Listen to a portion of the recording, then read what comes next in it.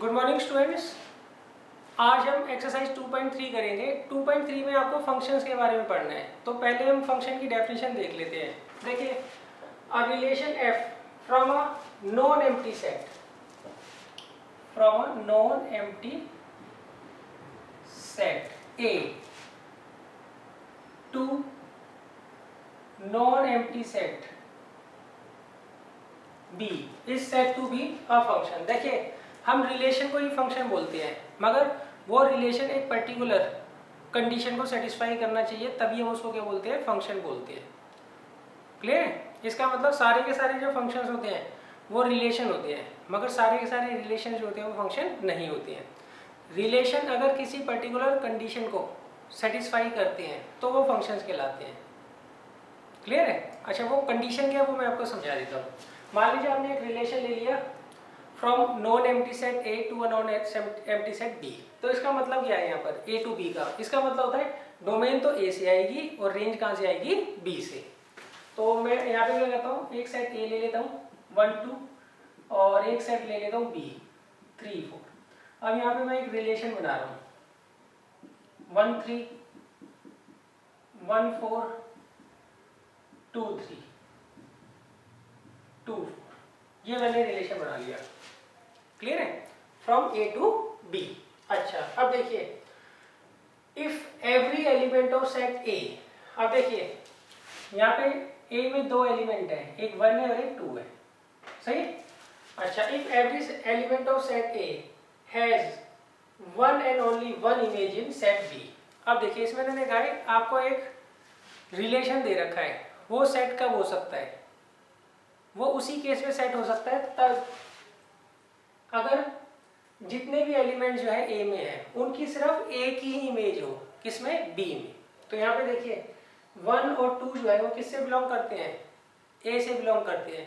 अब 1 की देखिए दो प्री इमेज है, एक तो 1 की जो है दो इमेज है बी में, एक तो 3 है और एक 4 है। तो इसका मतलब ये सेट नहीं है। यहाँ पे देखिए 1 की भी दो इमेज है और 2 की भी दो इमेज है, तो इसका मतलब ये सेट नहीं होगा। अगर यहाँ पर 1 की भी एक ही इमेज होती और 2 की भी एक ही इमेज होती तो ये क्या होता, फंक्शन होता।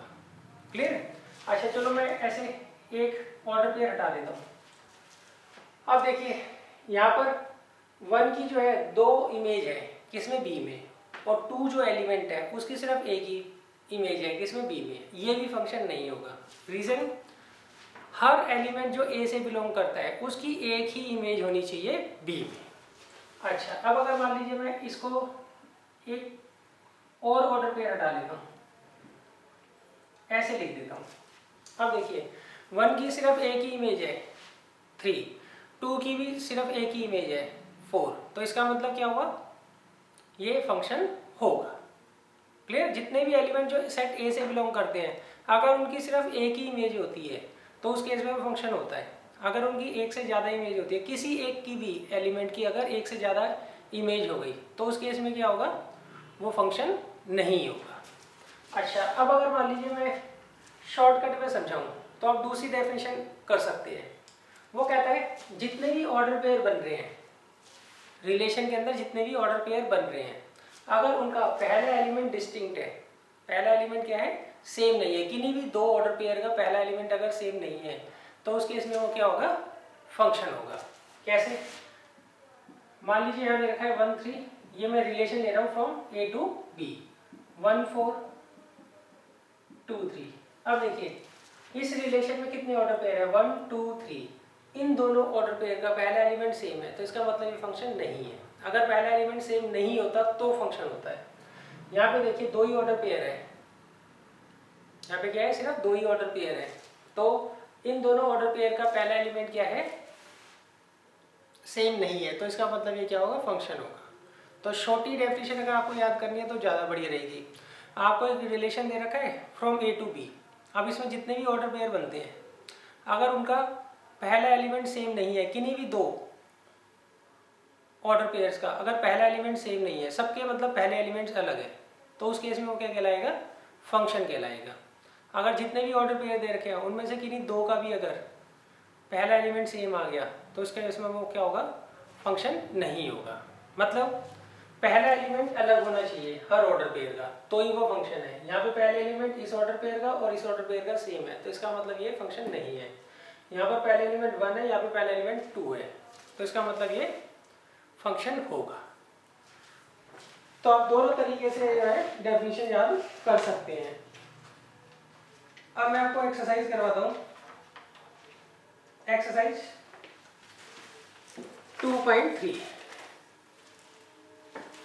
देखिए पहले क्वेश्चन में उन्होंने क्या कहा है, पहले क्वेश्चन में आपको रिलेशंस दे रखे हैं और आपको क्या करना है, चेक करके बताना है कि वो फंक्शन है या नहीं।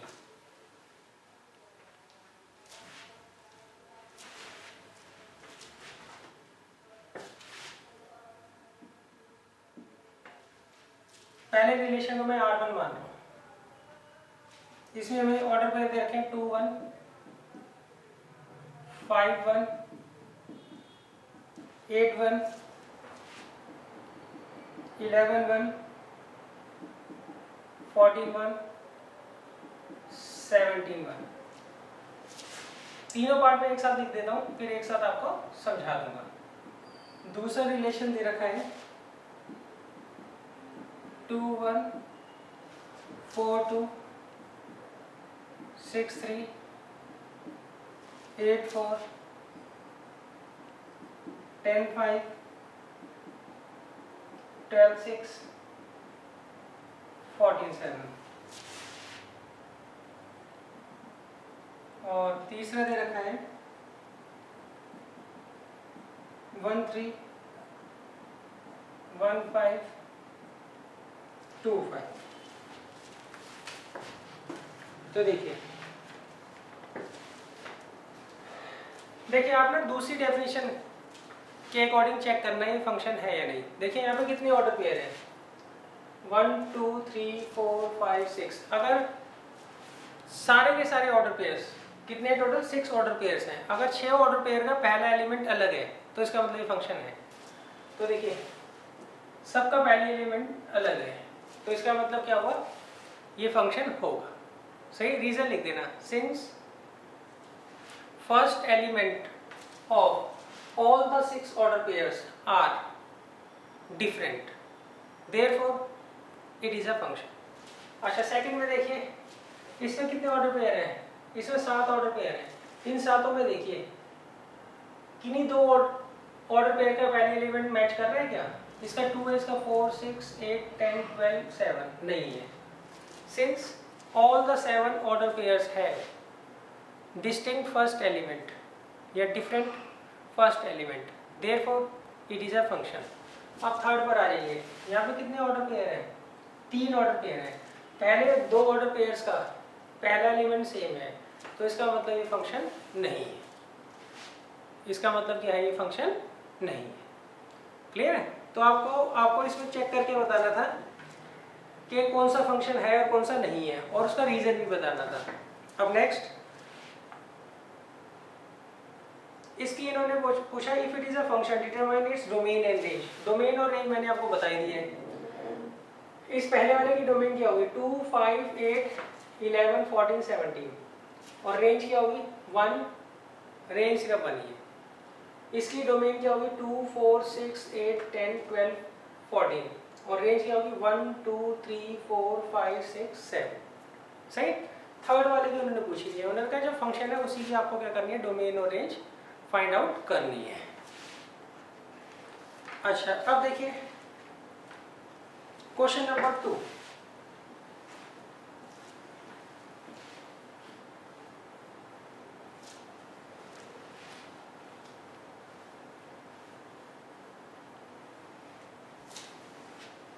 क्वेश्चन नंबर 2 में उन्होंने कहा है इसमें हमें आपको फंक्शन एक दे रखा है, तो हमें क्या करना है, उसकी डोमेन और रेंज निकालनी है। क्या निकालनी है, डोमेन और रेंज हमें इसकी क्या करनी है, फाइंड आउट करनी है। तो देखिए डोमेन का मतलब होता है इनपुट।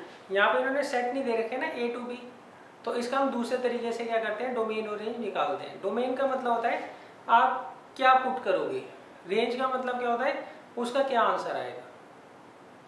जितने रियल नंबर्स आप पुट कर सकते हो किसी फंक्शन के अंदर वो क्या होती है, डोमेन। और जितने रियल आंसर आ सकते हैं, जो आउटपुट होगा उसे हम क्या बोलते हैं, रेंज। क्लियर है? अच्छा, ऐसे तो आप कहोगे हर फंक्शन का जो डोमेन है वो रियल नंबर होना चाहिए, क्यों, हम उसमें कुछ भी पुट कर लें, हमारी मर्जी है। सही है? हाँ, ये बात सही है, मगर आपको ये ध्यान रखना है हम वही चीज़ पुट करते हैं, वही रियल नंबर पुट करते हैं जिससे आउटपुट भी रियल है, जिससे आउटपुट भी क्या है, रियल है। तो सबसे पहले वो देख लो जो नंबर्स रियल नहीं होते हैं, पहले तो वो देख लीजिए। देखिए, मान लीजिए रूट में नेगेटिव नंबर आ गया कोई भी, तो वो रियल नहीं होगा, वो क्या होता है, इमेजनरी होता है। जैसे अंडर रूट -4 आ गया, under root -1, under root -3, under root -2.5। तो इसका मतलब हम ऐसी कोई भी नंबर पुट नहीं करेंगे जिससे कि रूट के अंदर नेगेटिव नंबर आ जाए। मान लीजिए एक फंक्शन आपको दे रखा है रूट में, तो उसमें हम x की वैल्यू ऐसी कुछ भी पुट नहीं करेंगे ताकि रूट के अंदर वाला नंबर क्या हो जाए, नेगेटिव हो जाए। सेकेंड, दूसरा होता है 0/0 फॉर्म। दूसरा क्या होता है, 0/0 फॉर्म, इसे बोलते हैं इनडिटरमिनेट फॉर्म।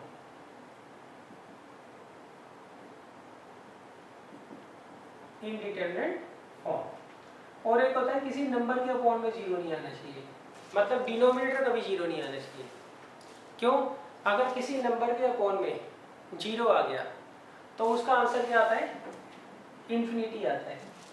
क्या आता है, नॉट डिफाइन आता है। क्या आता है, इन्फिनिटी आता है, और इसको आप ग्राफ पर रिप्रेजेंट नहीं कर सकते। जिस भी नंबर को आप ग्राफ पर रिप्रेजेंट नहीं कर सकते वो हमारे लिए रियल नंबर नहीं होता है। क्लियर है? अच्छा, अब देखो जैसे जैसे क्वेश्चन मैं करवाऊंगा ना, आपको ये कॉन्सेप्ट क्या होगा, क्लियर हो जाएगा। अब देखिए, पहला क्वेश्चन है, इसमें मैंने दिया है हमें f(x) फंक्शन हमें दे रखा है माइनस मॉडुलस ऑफ x। इसके लिए उन्होंने पूछा है डोमेन और रेंज बताइए क्या होगी। तो देखिए डोमेन क्या होगा इसका, डोमेन जो होगा वो होगा रियल नंबर। आप इसके अंदर कुछ भी पुट कर लीजिए, इसके अंदर कुछ भी पुट कर लीजिए, ना तो देखा रूट में है ना ही फ्रैक्शन में है। आपको पता है कहाँ चेक करना पड़ता है, हर फंक्शन की जो डोमेन होती है r होती है, मगर उस केस में जब ना तो वो रूट में हो फंक्शन, ना ही वो फ्रैक्शन में हो। सही है? अब देखिए ये फ्रैक्शन, ना तो फ्रैक्शन में ये, क्लियर है, ना ये रूट में है, तो इसकी डोमेन क्या होगी, हमेशा r होगी। क्लियर? अच्छा, अब देखिए रेंज कैसे निकालेंगे। रेंज में आपको थोड़ा सोचना पड़ता है।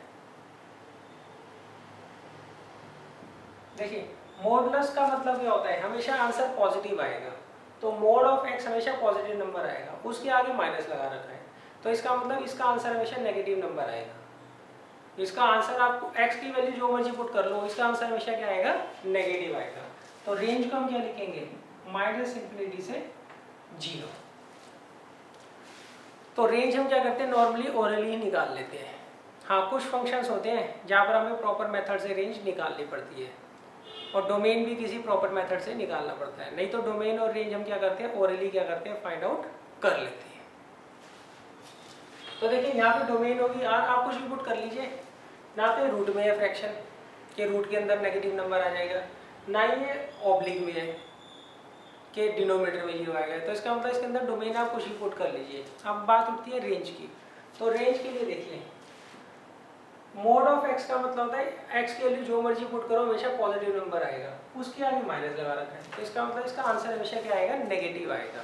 तो इसलिए इसकी रेंज क्या होगी, all negative real numbers.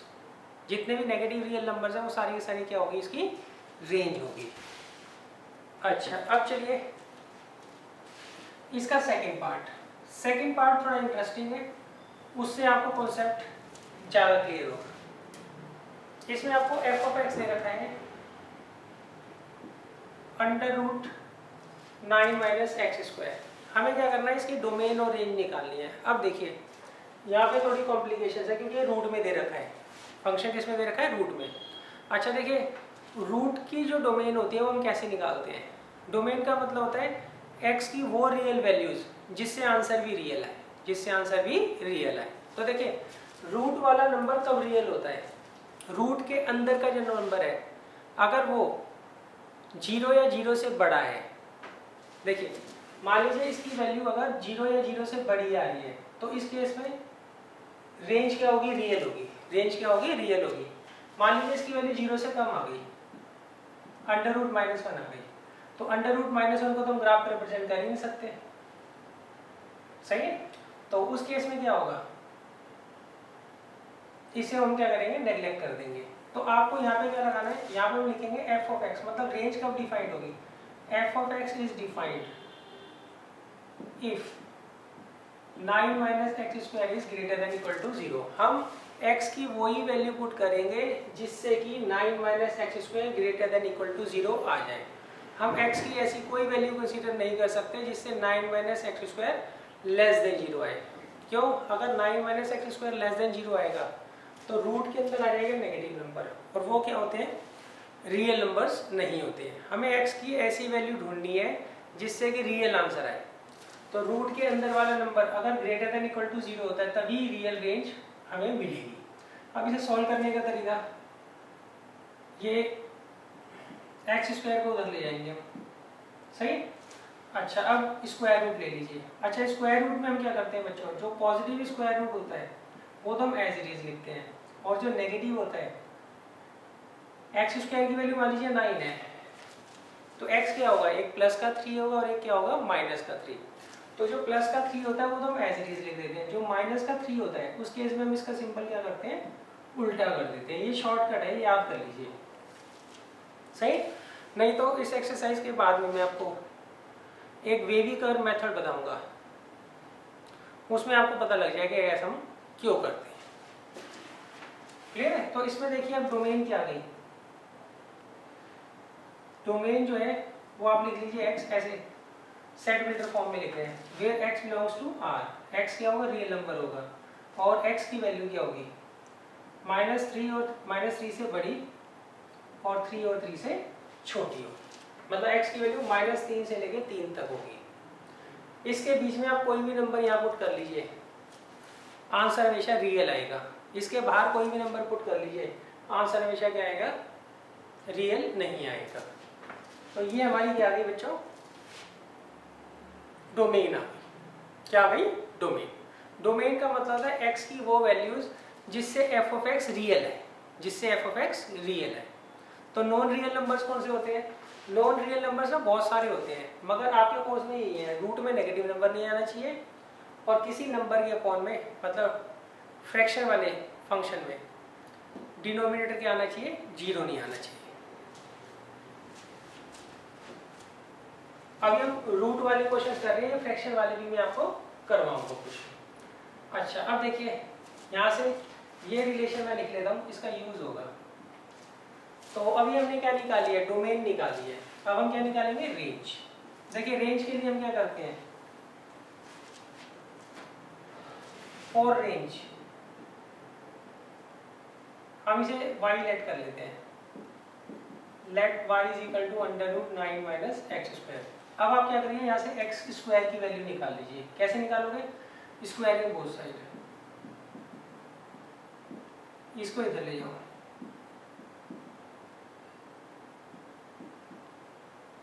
Clear है। अब देखिए एक्स स्क्वायर की वैल्यू हमारे पास है, वी है,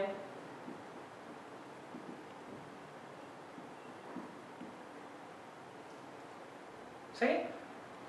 अच्छा, इसको ऐसे लिख दीजिए, X square is less than equal to 9। अब एक्स स्क्वायर की वैल्यू उठा के यहाँ रख दीजिए, तो Y square minus 9 is less than equal to 9।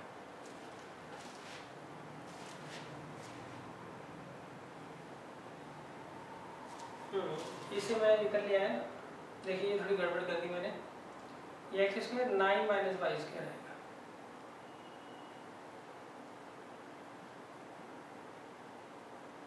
अब देखिए, आप इसको इधर ले जाइए, इसको इधर, तो ये क्लियर है। अब स्क्वायर रूट ले लीजिए,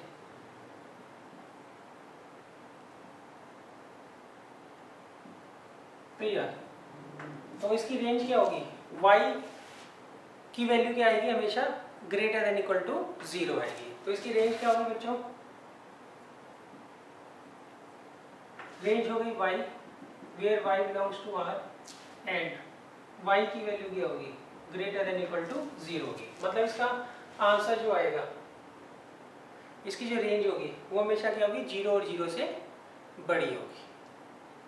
क्लियर है? तो डोमेन क्या होगी इसकी, -3 से लेके 3 तक, और रेंज क्या होगी, ग्रेटर देन इक्वल टू 0।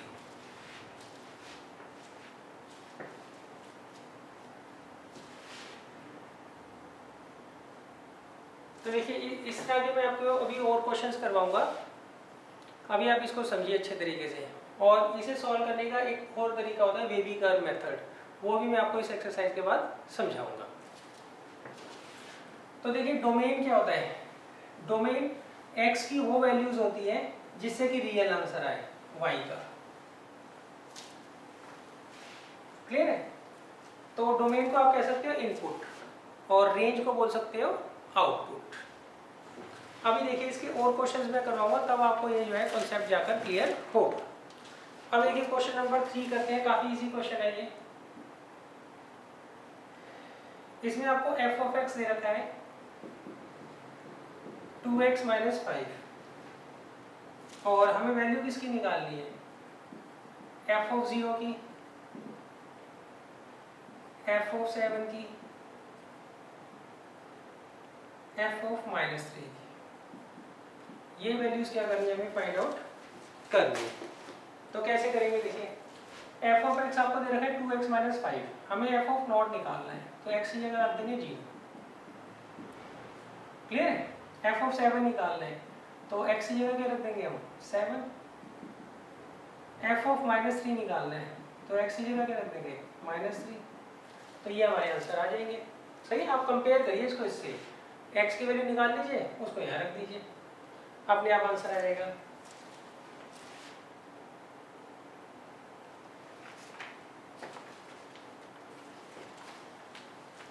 अब देखिए नेक्स्ट है क्वेश्चन नंबर 4। क्वेश्चन नंबर 4 भी इसी तरीके से है।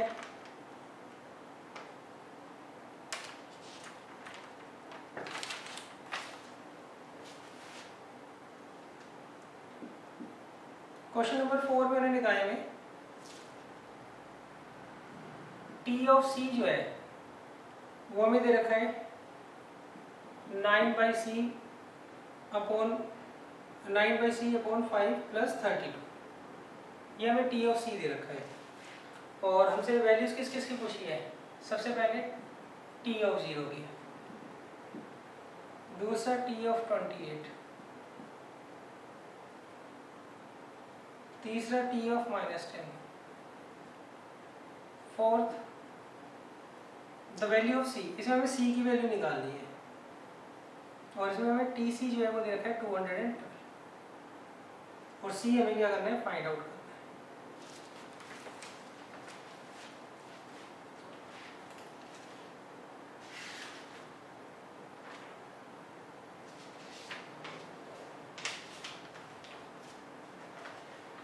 अब देखिए ये कैसे करेंगे, टी ऑफ सी को इससे कंपेयर करो, तो सी की वैल्यू आ गई 0, तो यहाँ 0 पुट कर दीजिए आप, तो 32 आ गया। टी ऑफ 28, तो सी की जगह क्या रख देंगे 28, तो 9 × 5.6, तो ये मल्टीप्लाई कर लेते हैं, 54, 5 कैरी 50, तो 50.4 आ। टी ऑफ -10, इसको इससे कंपेयर करो, तो सी कितना आ गया -10,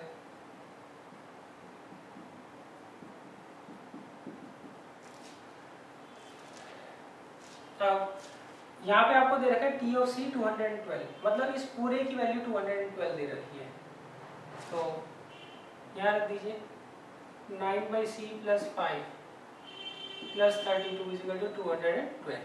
अब हमें क्या करना है, सी फाइंड आउट करना है, इसको इधर ले जाओ, 180 × 5, तो सी आ गया 180 × 5/9, तो 100 आ। तो सी की वैल्यू क्या आ जाएगी 100।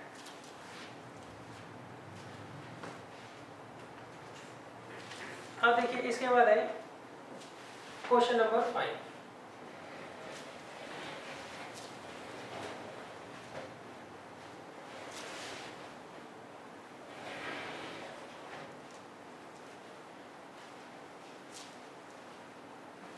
देखिए क्वेश्चन नंबर 5 में उन्होंने कहा है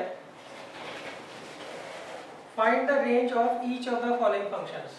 हमें इसकी रेंज फाइंड आउट करनी है। हमें 3 फंक्शंस दे रखे हैं और तीनों की रेंज हमें क्या करनी है, फाइंड आउट करनी है। रेंज का मतलब होता है आउटपुट। रेंज का मतलब है आउटपुट। यहाँ पे एफ ऑफ एक्स दे रखा है हमें 2 माइनस 3x और x की वैल्यू दे रखी है ग्रेटर देन 0 और हमें क्या करना है, इसकी रेंज फाइंड आउट करनी है। देखिए फिफ्थ क्वेश्चन में फर्स्ट पार्ट में हमें फंक्शन दे रखे हैं 2 माइनस 3x और हमें क्या करनी है, इसकी रेंज फाइंड आउट करनी है। और यहाँ पे हमें x क्या लेना है, रियल नंबर लेने हैं और x की वैल्यू ग्रेटर देन 0 देनी है। अच्छा देखिए इसमें आपको ना डोमेन दे रखी है मैंने, मतलब हमें x की वैल्यू क्या लेनी है, सिर्फ ग्रेटर देन 0 ही लेनी है। तो आपसे डोमेन तो पूछ ही नहीं है। वो कहते हैं अगर x की वैल्यू ग्रेटर देन 0 है तो आप ये बताइए इसमें रेंज क्या हो। तो देखिए इससे पहले जो हमने क्वेश्चन नंबर 2 किया था उसके सेकंड पार्ट में हम क्या करते थे, रेंज के लिए पहले लेट करते थे इसको भाई, फॉर रेंज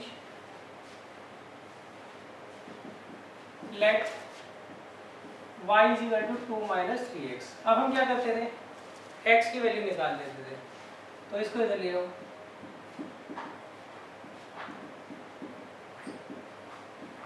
अब देखिए x का जो रिलेशन आपको दे रखा है, x की जो वैल्यू आपको दे रखी है वो हम क्या करते थे, यहाँ पे पुट कर देते थे।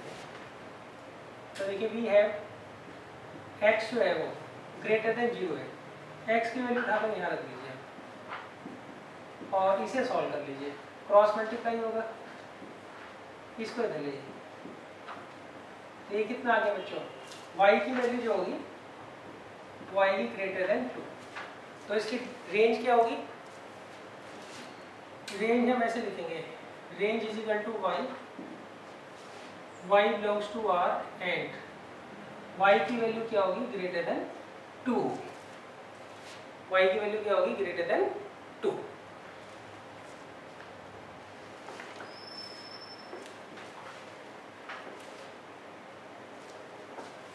अब देखिए सेकंड पार्ट,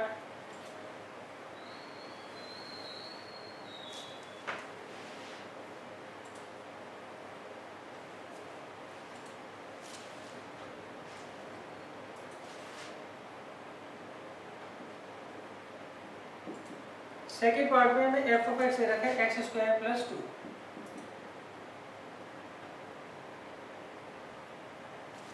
और यहाँ पे एक्स जो है वो रियल नंबर दे रखा है, एक्स दे रखा है रियल नंबर। तो हमें क्या करनी है, इसकी रेंज फाइंड आउट करनी है। तो देखिए रेंज के लिए हम क्या करते हैं, पहले से y मान लेते हैं। For range put y is equal to X square plus 2।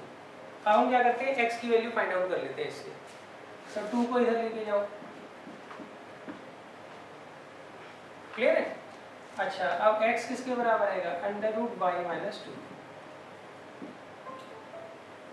अच्छा अब देखिए हमें x का रिलेशन क्या दे रखा है, x का रिलेशन दे रखा है, x जो है वो रियल नंबर है।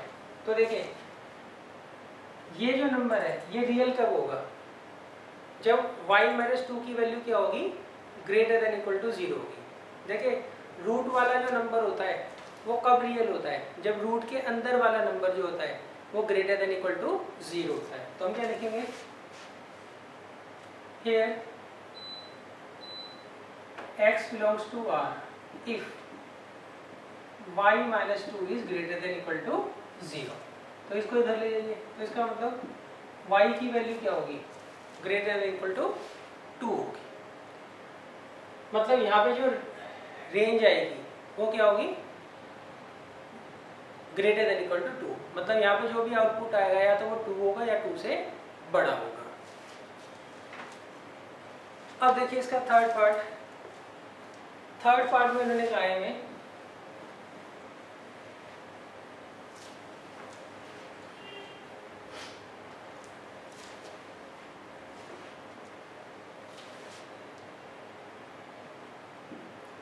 यहाँ पर हमें एफ ऑफ एक्स जो है वो एक्स के बराबर दे रखा है। एफ ऑफ एक्स क्या दे रखा है, एक्स के बराबर दे रखा है और एक्स दे रखा है रियल नंबर। एक्स हमें दे रखा है रियल नंबर। देखिए डोमेन जो होता है वो तो एक्स की वैल्यू होती है और रेंज जो होता है वो वाई या फिर एफ ऑफ एक्स होता है, सही। तो यहाँ पे देखिए इन्होंने y ये और y एक ही बात होती है, y लिख लो या f ऑफ x लिख लो, एक ही बात होती है। अब देखिए यहाँ पर y और x की वैल्यू सेम है, y किसके बराबर है, x के बराबर है। तो अगर x रियल नंबर है तो इसका मतलब y भी क्या होगा, रियल नंबर ही होगा। मतलब जो वैल्यू x की है वही वैल्यू किसकी होगी, y की होगी। तो यहाँ पर हम क्या लिखेंगे कि दोनों के दोनों क्या है, सेम है। x बिलोंग्स टू r है तो y जो है वो भी बिलोंग्स टू r ही होगा। अब देखिए इसमें आपको एक्सरसाइज में एग्जाम्पल 10 दे रखा है, ये आप खुद कर लीजिएगा, इजी क्वेश्चन है। एग्जाम्पल 11 ये भी इजी है, खुद कर लीजिएगा।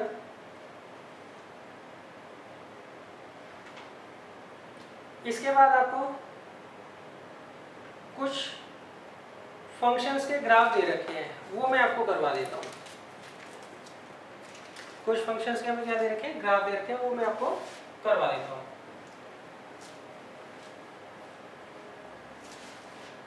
सबसे पहले उन्होंने दिया आइडेंटिटी फंक्शन। हमें आइडेंटिटी फंक्शन का ग्राफ बनाना है।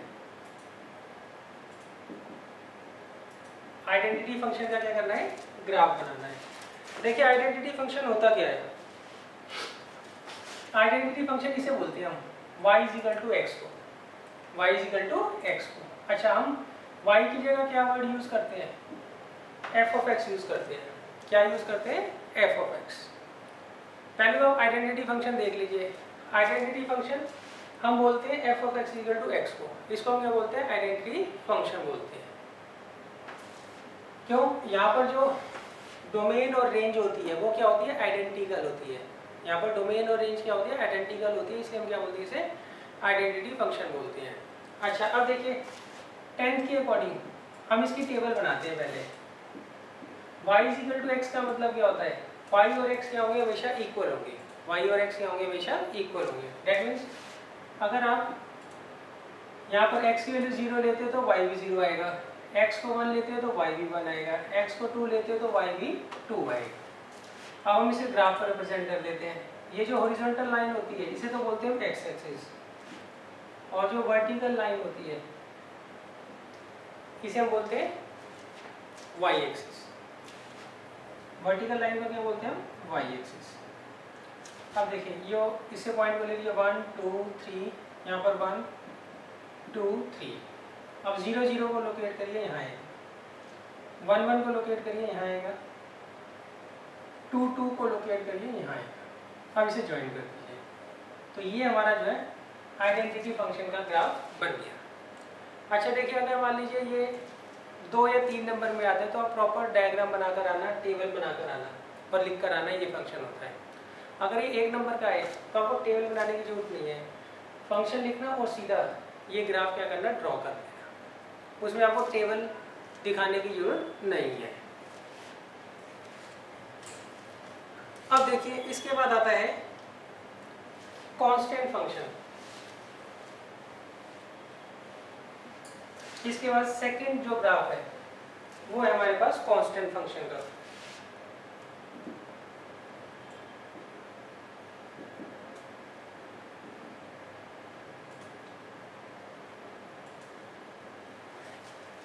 कांस्टेंट फंक्शन हमें दे रखा है इन्होंने।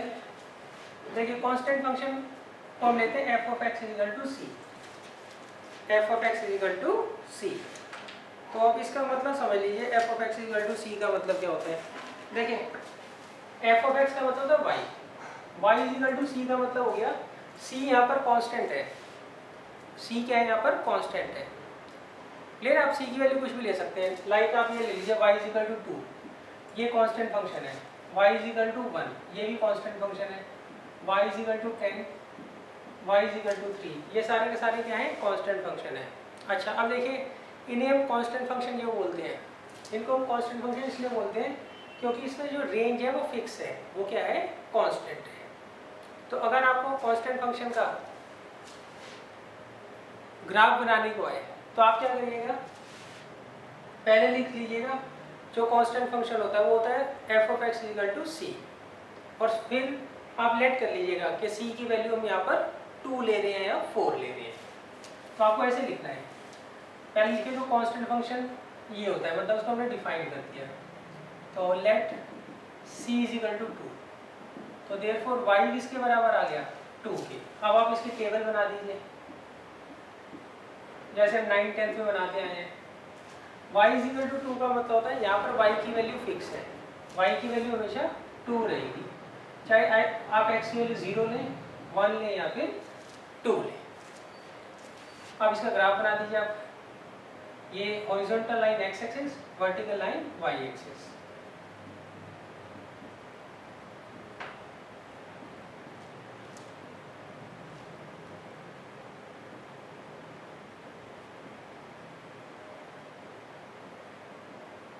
अब देखिए 0 पर 2 ये रहा, 1 पर 2 ये रहा और 2 पर 2 ये रहा, इसे ज्वाइन कर दीजिए तो ये आ गया y इज इक्वल टू 2। तो ये हमारा क्या हो जाएगा, कांस्टेंट फंक्शन का ग्राफ बन जाएगा।